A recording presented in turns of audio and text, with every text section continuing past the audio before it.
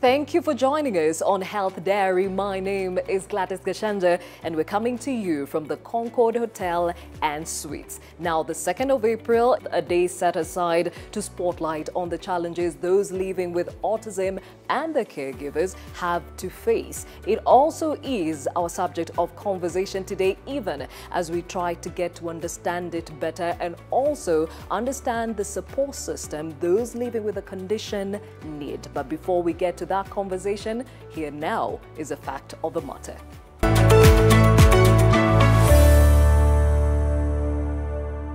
Autism or autism spectrum disorder refers to a range of neurodevelopmental disorders characterized by challenges with social skills, repetitive behaviors, speech, and non-verbal communication. Because autism is a spectrum disorder, each person with autism has a distinct set of strengths and challenges. Some people with autism may require significant support in their daily lives, while others may need less support and in some cases live entirely independently. In 2018, the World Health Organization estimated that 1 in 160 children has an ASD worldwide.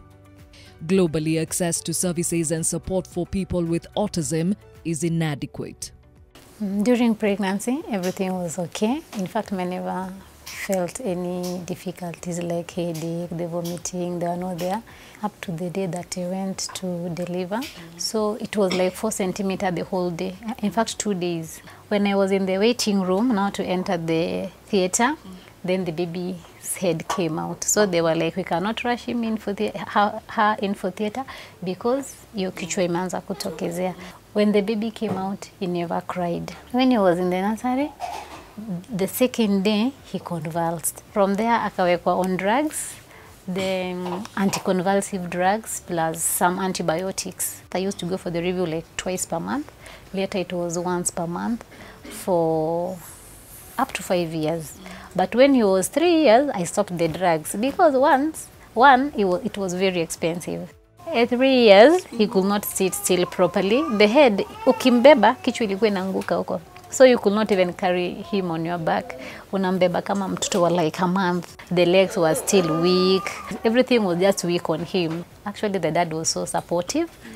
Tulikuwa tunanaiyak, tunaona what the doctor anafanya. Tukifika nyumbani sisi tunafanya.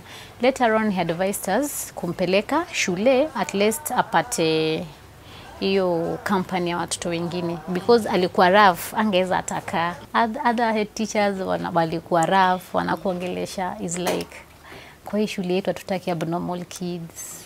So from there ndio nikampeleka SK St. Monica in Utawala. For the time ameona huyo speech therapist kumekuwa na improvement because he can count 1 to 10, anaita mom, maji, nataka kususu, nataka kupupu. So mimi ninge request, sijui kama ni the government ama the doctors wangekuja na a cheaper way of maintaining these kids. Ikuwe kama hao wenye wako na ARV, imekuwa sama affordable. Hata hiyo hii dawa za convulsions ikuwe affordable. Well, autism is a lifelong condition, but those living with autism with the right care, they can live a fulfilled and active life. Well, how can this be possible? How can the society and their caregivers ensure that this is a possibility for them? To understand this more, let's find out from James Gatenga, who is a father to a 5-year-old daughter and actually comes from Kisii. Thank you for joining us. And Dr. Pauline Samir, who is a neurologist. Thank you for your time. Now, I'll start with you, Dr. Is autism the same as autism spectrum disorder? Let's just clarify that. Yes, and the reason why it's called a spectrum is because that's exactly what it is. So there are children who you will find that they're probably not very sociable, but they get by, they're fine, they go to school, they understand numbers, they in fact love reading and doing things on their own. And there are others who have severe symptoms, they need help with most things, they cannot deal with change. So that is why it's called a spectrum disorder. Does it now point on the different types of autism? Yes, we used to subdivide the classes, you try and you talk about the severity using various different descriptions. We no longer do that.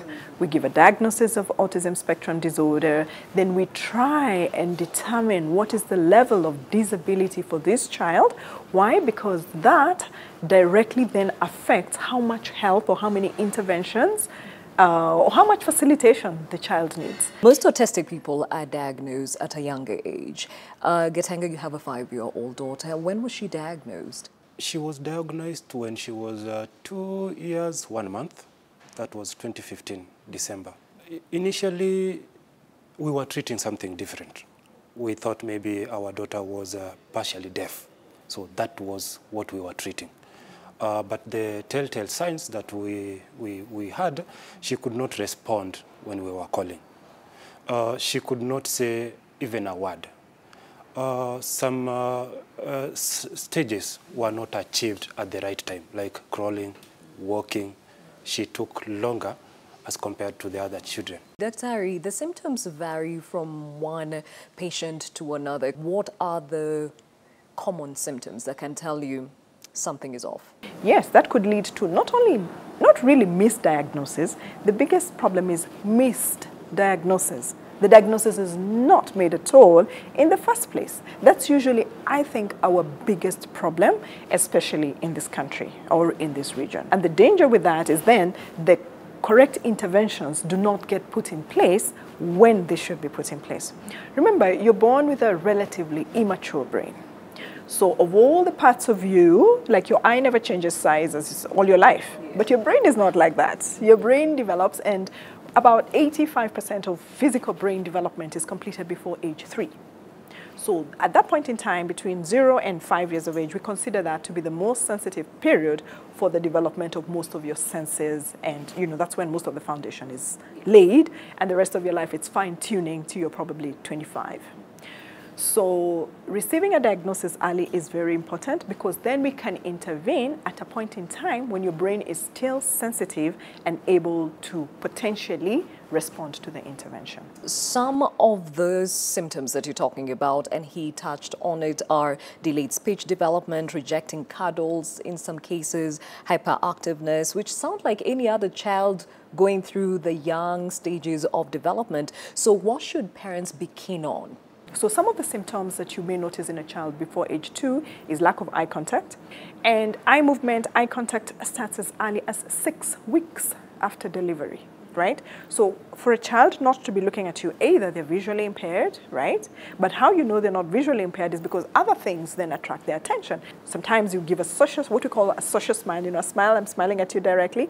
The natural thing is that you smile back at me. And some of them actually develop all these things normally. Then at about 18 months, for no apparent reason, they begin to regress.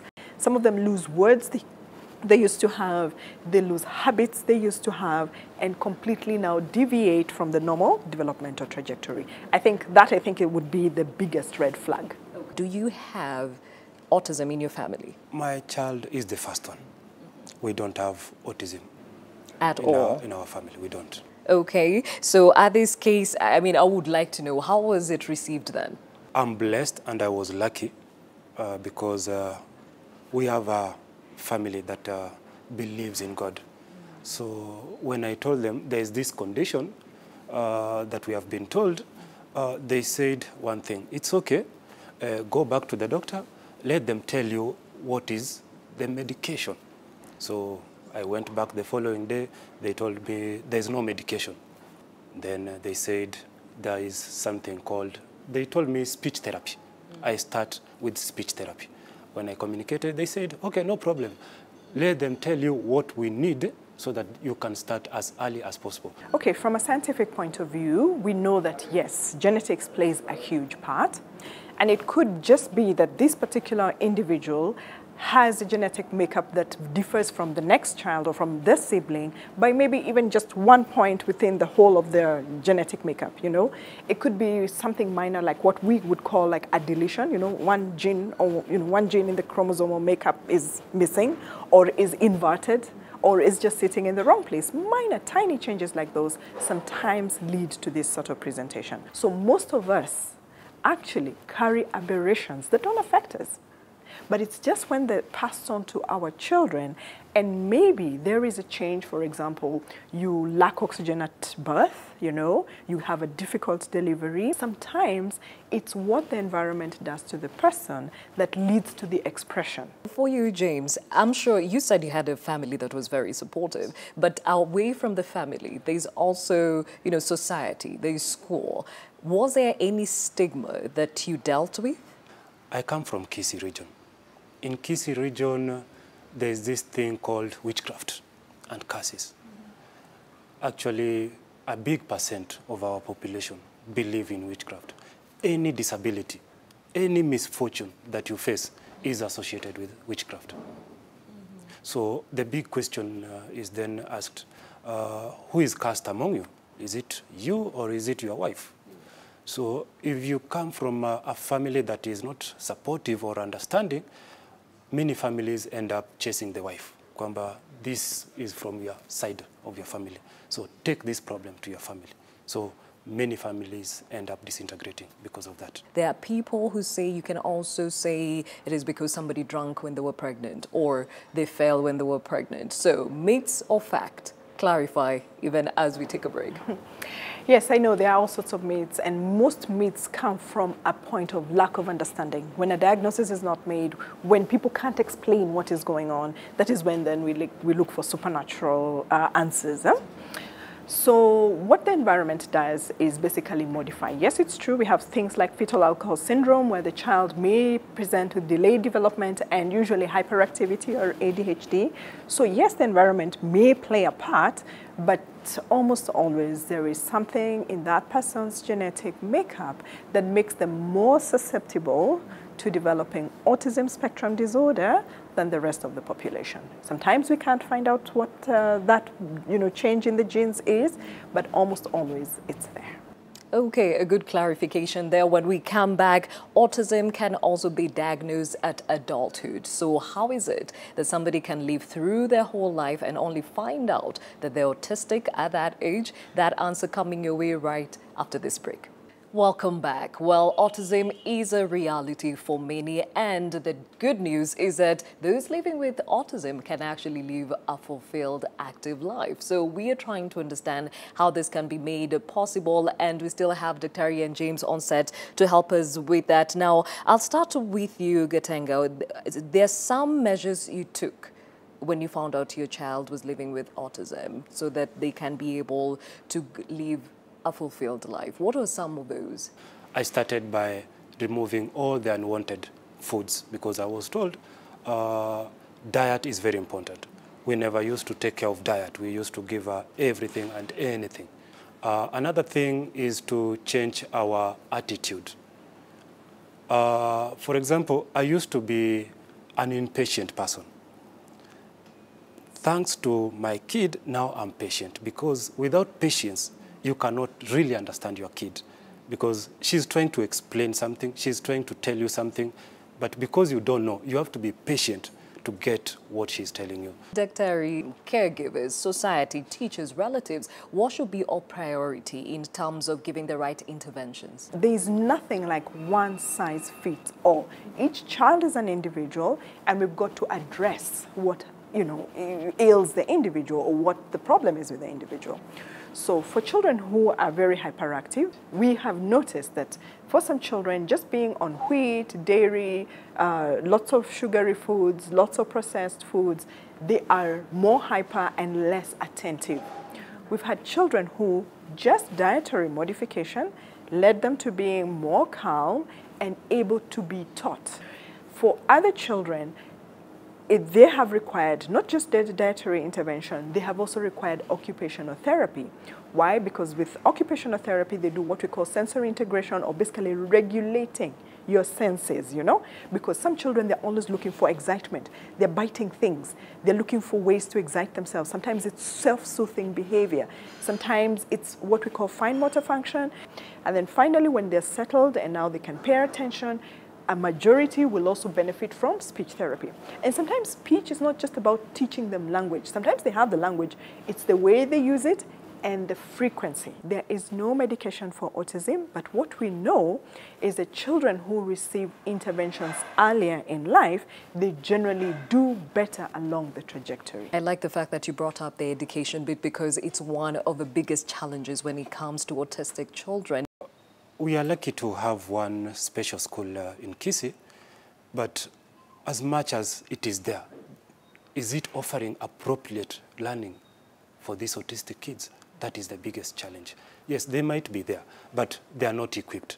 They are not, they don't have the right human resource, even the attitude itself. I understand that only about 2% of children with special needs are currently in school, leaving a huge spectrum of them out of it. What are some of those early interventions and infrastructures that should be set up to support these children? We actually have an ethical and moral obligation to make sure that they get an assessment that advises appropriate school placement. There are kids who, yes, their verbal communication and social communication is not too great, but they're not aggressive, they're not hyperactive, they can sit in a regular class and learn. Then the children here in the middle, which is where we have the greatest need and deficit. The children who, yes, the young man is 8 years old, but he is operating at a 5-year level.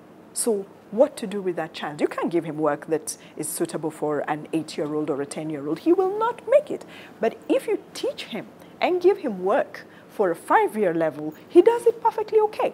So finding teachers who are motivated, who are supported to do their work, and who can cater for these kids who are in between, needing learning support, I think that's where we have their greatest need. For children who have significant intellectual disability, those are children who don't speak, probably maybe walked at age 6 or 7 years or something like that. You can see even the intellectual functioning is really, doesn't even allow them to live independently. And for them, it's about socialization, maybe getting their occupational therapy, their physiotherapy, those kind of things. So those kind of schools, they exist. I think that the biggest need is in between. Another uphill task, the expenses that goes into the management of autism. I'm talking about the medical costs. How does that look like? The expenses are huge. For example, we need to buy supplements for these kids. We need to buy alternative foods, because already we have been told, do not use this and this and this and this. Apart from being expensive, they are unavailable. When it comes to speech therapy, occupational therapy, we need those services frequently. But because they are expensive, they are not even available from where I come from. We end up getting maybe 4 sessions a month. It's not even of help. But in terms of NHIF, we really need to call upon them so that they can accommodate the therapy sessions in their NHIF. Does insurance take this up? Private insurance? Private insurance, very few. And they only say up to a certain level after they get maybe the assessment from a doctor. And most of this insurance, the sad part of it is they don't know what is autism. So they will say, we cannot cover this condition because we don't understand this condition. Through the hospital that I work for or work with, NHIF has been helpful in diagnosis. For example, when you need an MRI brain done, when you need, for those with convulsions, an EEG done, sometimes even blood works.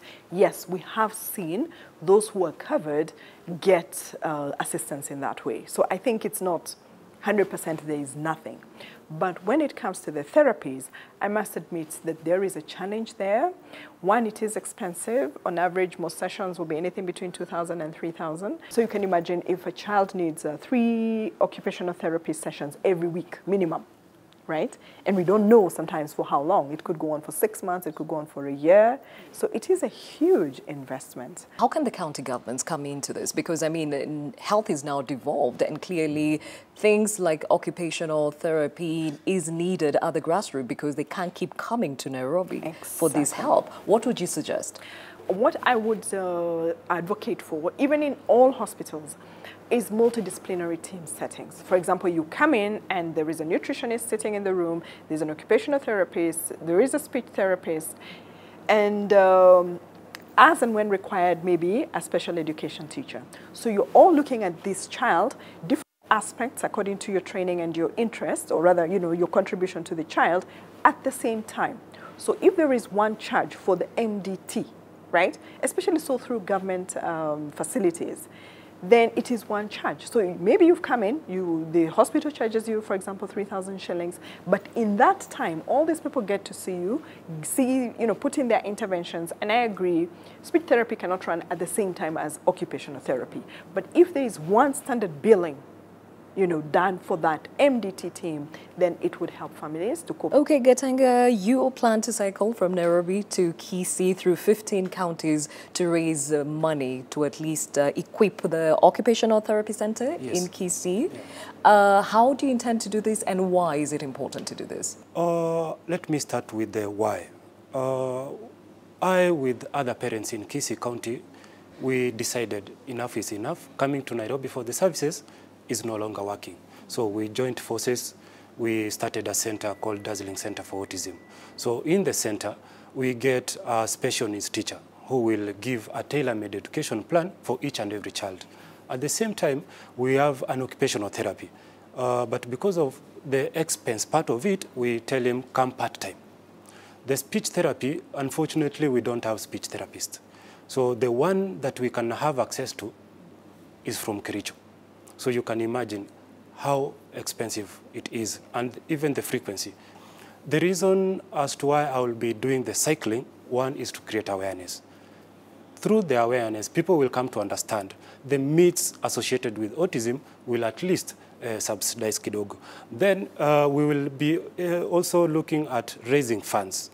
The funds will go a long way to enable us equip the occupational therapy so that our kids can access the services that they need.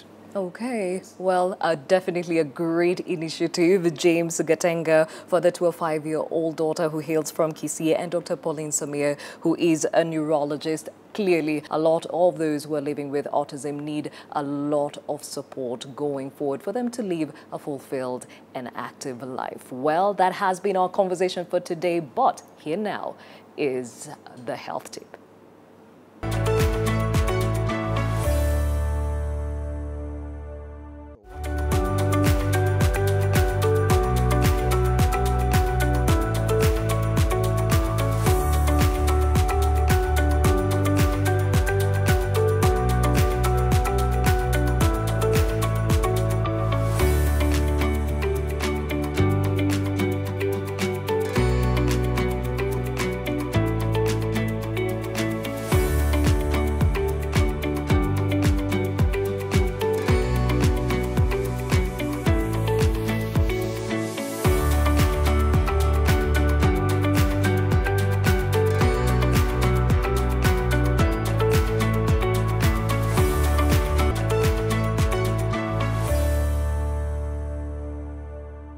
It has been Health Diary coming to you from the Concord Hotel and Suites. Thank you for your suggestions and your comments coming through to us on our social media handles. My name is Gladys Gashanja. See you next time.